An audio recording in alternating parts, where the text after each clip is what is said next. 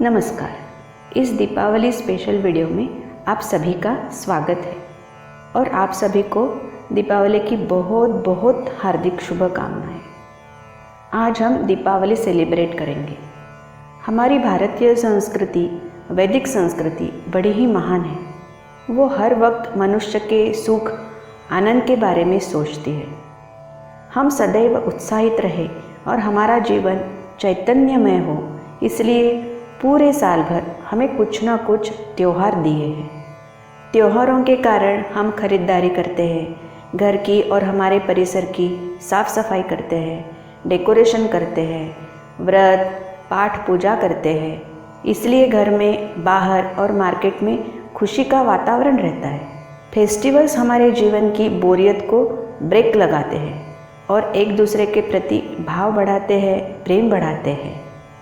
दीपावली तो त्योहारों का राजा है। दीपावली ये नाम ही कितना प्यारा है। सुंदर सुंदर दीपों की श्रृंखला से, खूबसूरत आकाश दीपों से, आकर्षक रंगोलियों से, सुगंधी फूलों से घर को दुल्हन की तरह सजाते हैं। पटाखे जलाकर आनंद व्यक्त करते हैं, यानी सारा माहौल कैसा जल्लोश भरा रहता है।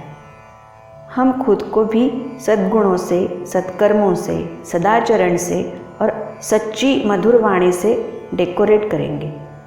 हमारी इस भगवत गीता की आनंद यात्रा में दीपावली से भेंट हुई है, तो चलिए पहले दीपावली से थोड़ी बातचीत करते हैं, यानी दीपावली के बारे में थोड़ी जानकारी लेकर दीपावली बड़ी धूमधाम से सेलिब्रेट करेंगे।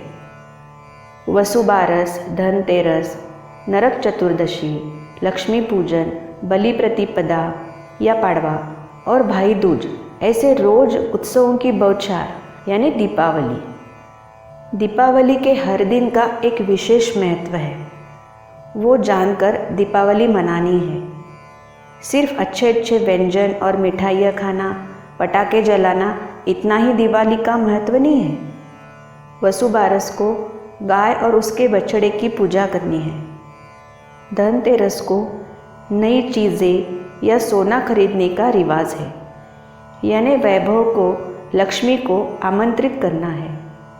नरक चतुर्दशी को भगवान श्री कृष्ण और सत्यभामा ने नरकासुर का नाश करके 16,000 युवतियों को नरकासुर के कारावास से मुक्त किया और वो कन्याएं समाज में सम्मान से जी सके, इस कारण उनसे भगवान श्री कृष्ण ने विवाह किया। उसके बाद का दिन लक्ष्मी पूजन। लक्ष्मी पूजन के दिन माता लक्ष्मी जी की पूजा करते हैं। हमारे पूर्वज यानी ऋषि मुनि बड़े इंटेलिजेंट थे। उन्होंने पैसे को माता लक्ष्मी कहा और पैसे को, धन को माता लक्ष्मी समझ के पूजा करने को कहा। क्यों धन की, गहनों की, कीमती चीज़ों की पूजा करने को कहा होगा? क्योंकि ऋषि हम सब मनुष्यों का भला चाहते हैं। वो चाहते हैं हम सब के घर में खुद की मेहनत का, सच्चे मार्ग से ही पैसा और सारी चीज़ें आनी चाहिए। करप्शन से, चोरी से, किसी को फंसाकर, लूटकर, गला घोंटकर या अन्य कोई भी गलत तरीके से प्राप्त किया हुआ पैसा या अन्य एक भी चीज़ हमारे घर में आनी नहीं चाहिए। क्योंकि जैसा धन वैसा अन्न और जैसा अन्न वैसा मन। मन खराब हुआ तो ये जन्म तो खराब होगा ही और आने वाले अगले अनेक जन्म खराब ही होंगे। ऐसे खराब मन के कारण गलत ही काम करेंगे। पैसा गलत तरीके से कमाना नहीं और गलत चीज़ों में, गलत जगह, गंदी जगह खर्च करना नहीं। ये है सही मायने में लक्ष्मी पूजन। लक्ष्मी पूजन के बाद आता है बलि प्रतिपदा।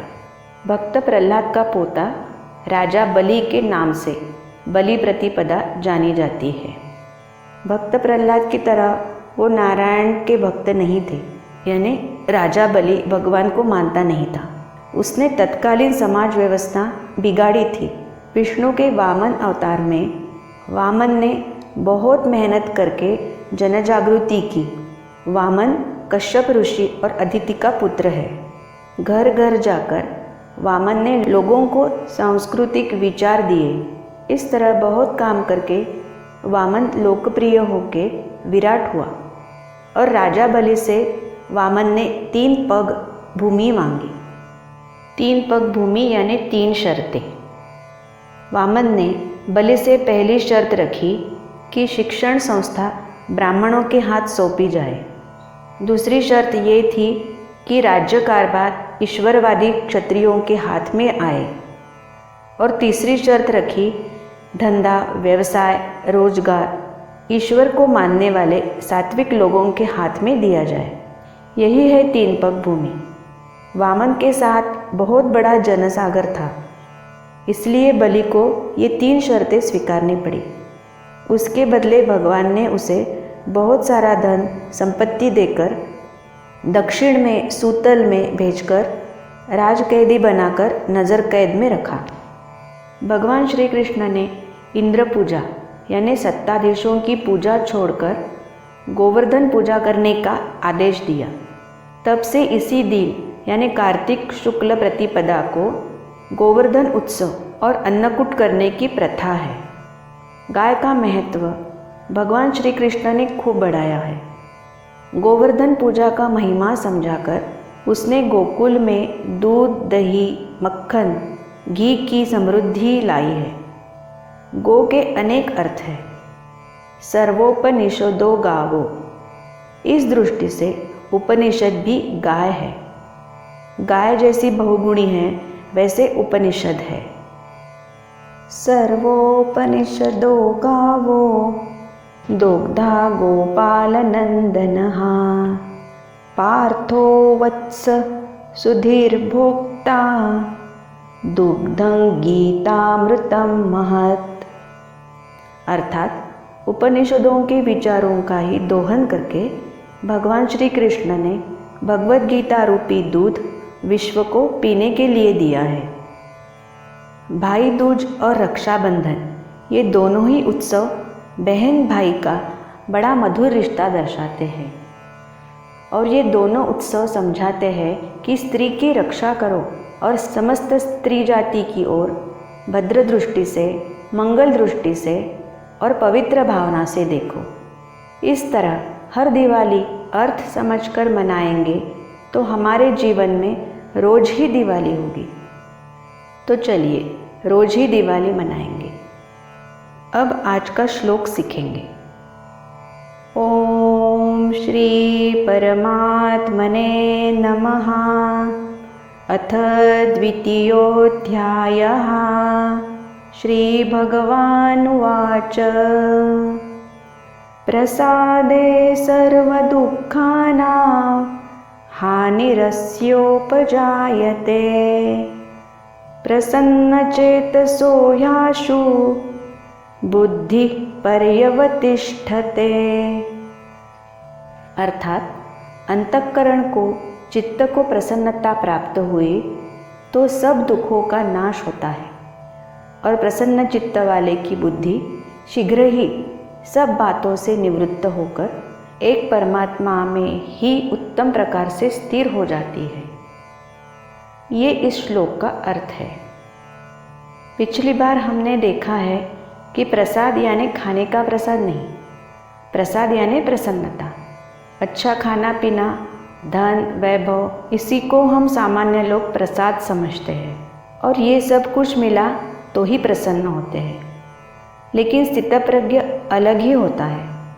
उसे ये सब कुछ मिला तो भी ठीक, नहीं मिला तो भी ठीक। नहीं मिला तो वो बेचैन या दुखी नहीं होता। ऐसे लोगों को हर क्षण प्रसाद मिलता है, वो हर क्षण प्रसन्न नहीं होते हैं। ऐसे जो बेचैन नहीं, प्रसन्न है, उनकी बुद्धि जल्दी ही परमात्मा में स्थिर होती है, क्योंकि बाहरी दुनिया का आकर्षण उन्हें है ही नहीं, केवल एक भगवान का आकर्षण है। इसलिए हर पल वो दिवाली मनाते हैं। इस दिवाली पर्व में आज हमें ये बड़ा ही प्यारा श्लोक सीखने को मिला, प्रसाद वाला श्लोक मिला। यानी हर क्षण प्रसाद लेकर, यानी प्रसन्न रहकर, आत्मा का दीप जलाकर सदैव दीपावली कैसी सेलिब्रेट करनी है, ये आज हमने सीखा। तो चलिए दीप से दीप जलाते हैं, अपने आत्मज्योति के दीप से अनेक आत्मज्योति के दीप जलाने के लिए आज का दीपावली स्पेशल वीडियो भरपूर लाइक, शेयर और सब्सक्राइब करें और सबकी दीपावली शुभ करें। इसके पहले के वीडियोस देखने के लिए डिस्क्रिप्शन बॉक्स में दी हुई लिंक को क्लिक करें। अब आज का प्रश्न है, लक्ष्मी किसे कहा है और क्यों उसकी पूजा करनी है? इसका उत्तर डिस्क्रिप्शन बॉक्स में लिखिए। फिर से सबको दीपावली की बहुत बहुत हार्दिक शुभकामनाएं। मिलते हैं जल्दी ही। भारत माता की जय। वंदे मातरम। नमस्ते। कृष्णार्पणमस्तु।